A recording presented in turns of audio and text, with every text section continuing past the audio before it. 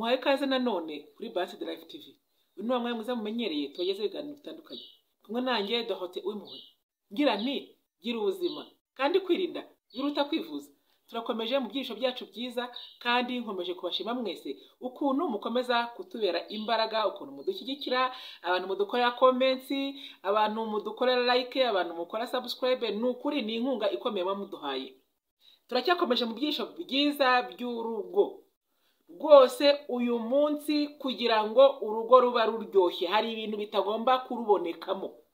Wowe rero unkurikiye ibintu ubasha kuba ubikora, uri muri isenyeraho umuriro, uri muri isenyeraho inzu utabizi. Ubu rero kino cyigisho ni abadamu nziye n'abakobwa. Tugiye kurera hamwe ibintu 8 utazandikira umugabo. No munsi numwe niyo yaba ari umugabo wawe, yaba ari umukunzi, umugabo uwari we wese ntugomba kumwandikira ibi bintu, haba no mu nzozi cyangwa se utekereza kuzana bikora. Hagarikira aho ngaho.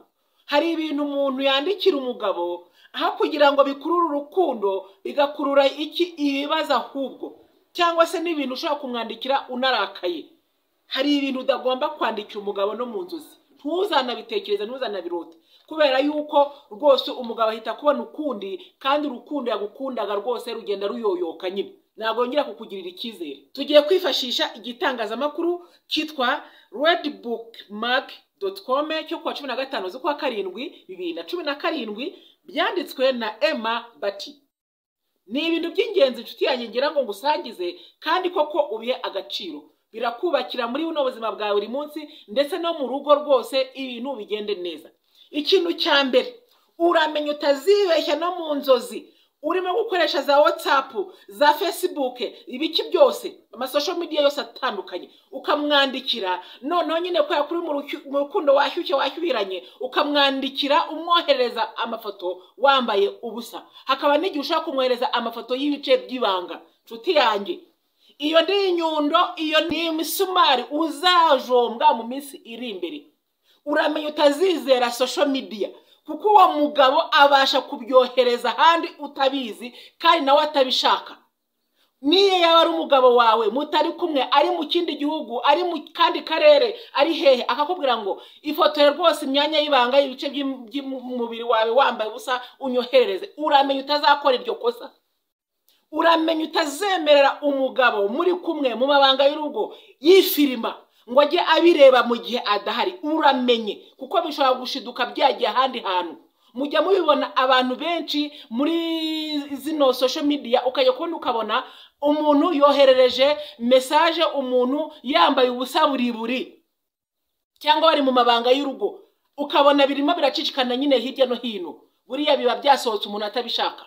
Rero iri ni ikosa rikomeye cyane. Uramenye utazizera umugabo, nubwo yaba ari umugabo uguseguye. Uramenye utazakora iri kosa, kuko ashobora kuba mwashwanye akagirirwa abyereka abandi bantu agusebya. Rero nshuti yanjye, kwirinda biruta kwivuza. Uramenye. Ikintu cya kabiri, dukeneye kuvugana. Nimba warakaye, hari ibintu bitagenda neza, ugategeka ngo dukeneye kumuvugana, umugabo ahitagira ubwoba, yibaza ibintu mugiye kuvugana ibyo ari byo. Icyo gihe ntabwo ubasha kumubona. Niyo hahandi ari kure, ntabwo yongera kugaragara, arakuraho telefone, arakubloka se mbese, kuko aragutinye, atinya ibintu mugiye kuvugana. Ibintu rero byose by'ibibazo uzi ufite, uramenye. Jumurindira unamutunguye, umubwira uti ndifuza ko tuvugana ibi bintu, kandi ukabimubwira neza. Kandi buriya ni nabyiza kubwira umugabo cyangwa se n'umuntu muri rusange mu gihe utarakaye, kuko iyo urakaye uvuga amagambo uzicuza ubuzima bwawe bwose. Ikintu cya gatatu, utagomba kwandikira umugabo nanone. Ntuzandikire umugabo ibintu bikomeye ku buzima bwawe. Ubwo ndabwira abakobwa, umukobwa niwe uzi ko aryamanye n'umusore cyangwa n'umugabo runaka. Uramenye utazakora ikosa umubwire ngo nagiye kwa muganga rwose basanze ntwite. Uramenye uzabimubwira muri kumwe, unarebe n'ukuntu abyakira. Iyo umwandikiye uri kure yiwe nawe ari kure yawe, ahita kubloka. Ntabwo uzongera kumuciryera, ntuzongera kumubona. ahita nakubwira neza yuko rwose atari buzi gutera inda, akakubwira yuko rwose akoresha na prudence, azi kwikingira. Nshuti yanjye, kwirinda biruta kwivuza.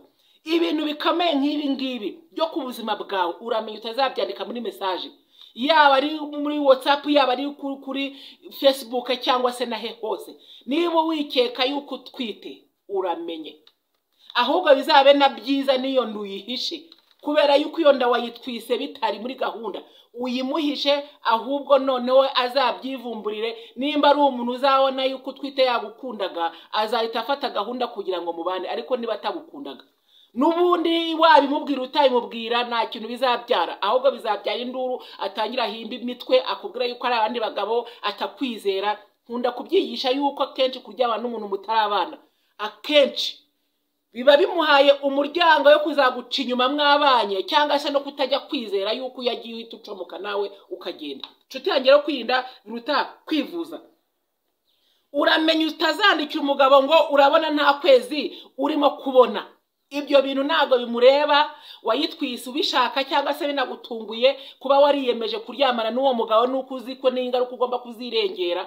Niba ari umugabo uri responsible, uzi gufata inshingano, n'umugabo rwose unagukwiye, ubwe nabona ufite ibibazo azakubaza, n'umuhisha azakwinginga umubwire kandi azakwakira neza. Ariko we niwishora ugahita ubimutunguza, ukamwandikira message cyangwa n'akantu keza, yebwa n'umuntu uri mu rugo, kwandikira umugabo ari kure cyane umubwira ngo uratwite, haba igihe uwo mwana aba atamukeneye. Kuko akenshi hari igihe abana bavuka batateguwe, bigatuma nabyo bizana amakimbirane mu ngo. Nshuti yanjye, rero kwirinda biruta kwivuza. Ikintu cya kane, utazandika message n'umunsi umwe. Kohereza message nyinshi cyane zishoreranye, nta gisubizo araguha.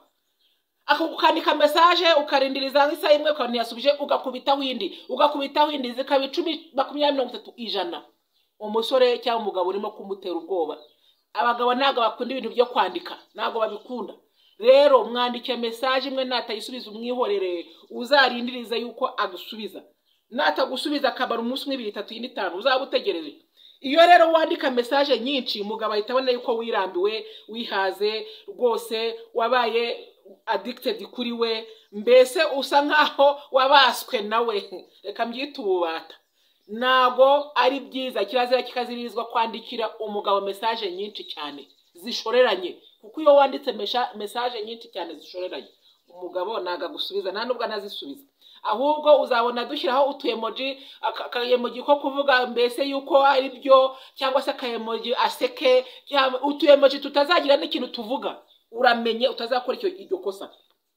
5, uramenye utazajya ukoresha amayemoji ku mugabo ukunda, ushaka kumubwira ngo umukunda, ushyiraho agatima konyine, cyangwa se urimo wishimye ushyireho utuntu two kwishima. Uramenye ugomba kumwandikira n'amagambo ngo urishimye cyangwa kumukunda. Itutu emoji rero kenshi ntago tuba dufite ubusobanuro nk'uko wabivuga n'amarangamutima yose wabishyizemo. Kandi nanone bikaba byiza kubivuga munari kumwe kugira ngo urebe ukuntu akureba. Buriya amaso ntajya ruswa, nshuti yanjye. Umuntu uvuga ibintu, amaso ntago arya ruswa. Iyo uvuze ibintu umuntu abona yuko uvuga ibintu biri mu mutima, kandi nawe iyo umureba mu maso, amaso ahita akubwira ibintu atekereje nk'igisubizo. Abasha kukubwira mbese agushimira cyangwa se akagusubiza gutyo ko nawe agukunda, ariko wareba mu maso ugasanga nabyo. Ubwo rero nshuti yanjye, uramenye. Icya 6, uramenye kutazandikira umugabo ngo kuki utarimo kunsubiza.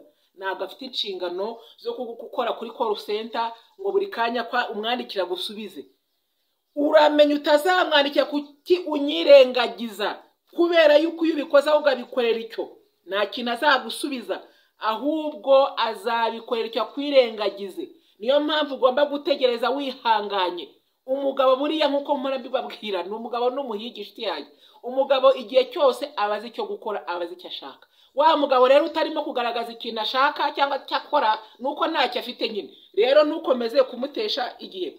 Icya 7, abakobwa badamu, uramenye kubaza umugabo umwandikira, ese uracyavugana na ex wawe?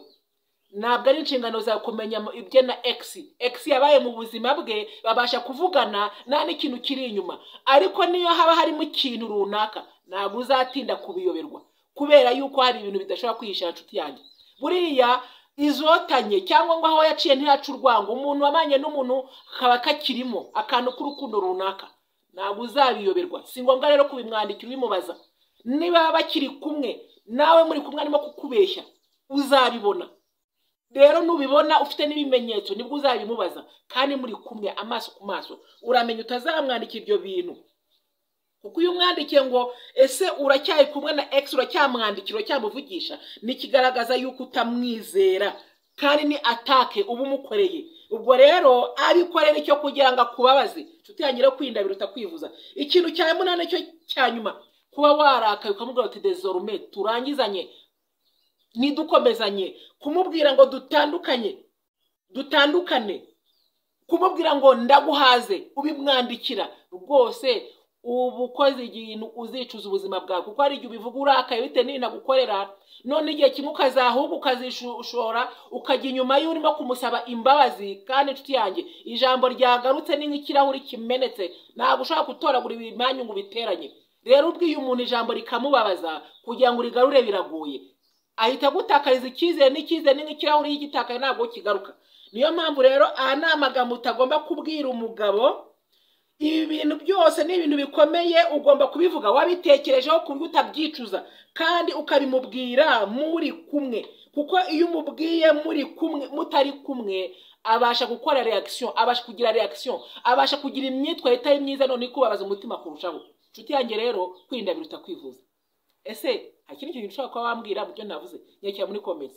Niba ushaka kwica no kora like, kora subscribe cyangwa se abone, kandi ukomeze gusangiza ibi byigisho inshuti n'abavandimwe. Igiciro kwa namwe ko nanjye dohote umwe nawe ubutaha muri video ikurikira. Bye bye.